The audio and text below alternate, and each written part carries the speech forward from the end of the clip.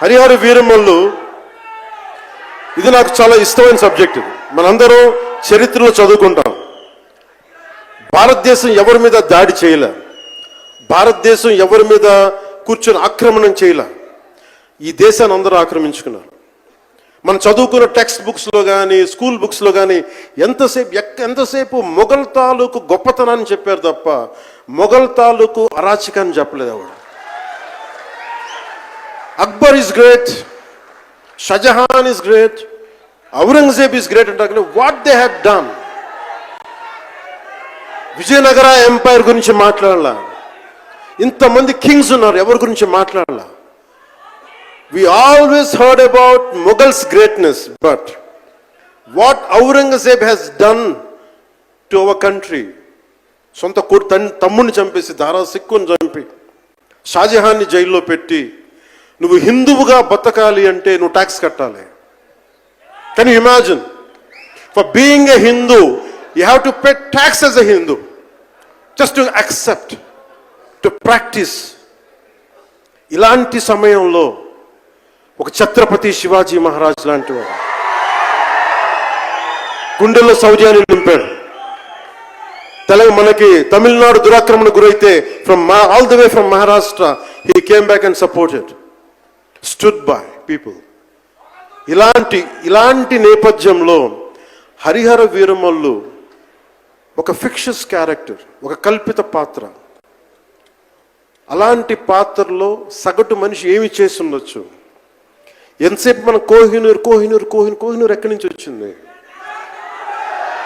కోహినూర్ ఒకప్పుడు ఉమ్మడి రాజధాని కదా ఇదంతా, మనందరికీ ఉమ్మడి దేశం కదా ఇదంతా, తెలంగాణ నుంచి కృష్ణానది తీరం వరకు టిల్ విజయవాడ.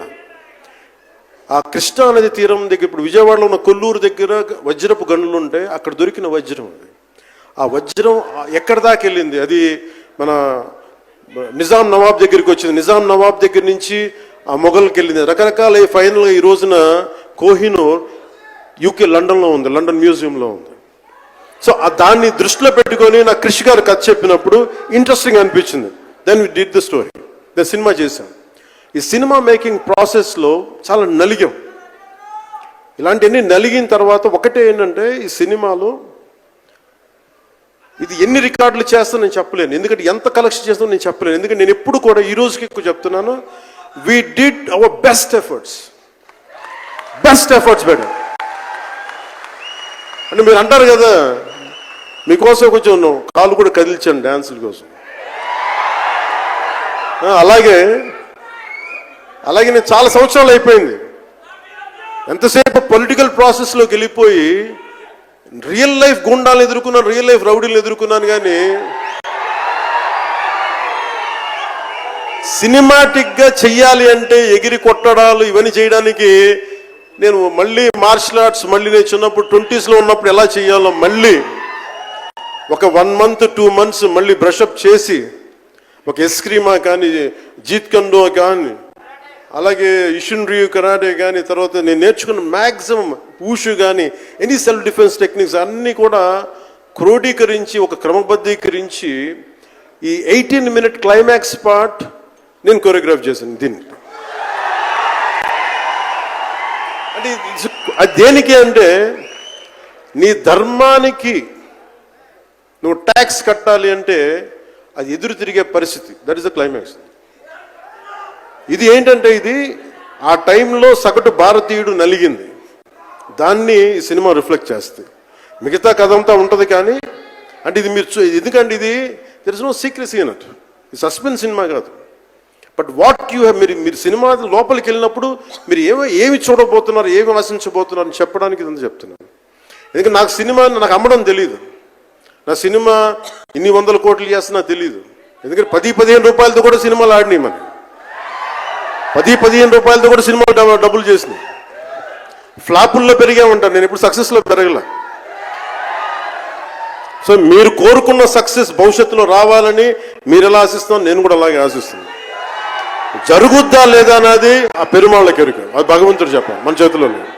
మన చేతిలో ఉన్నదల్లా we had done best, we had given our best.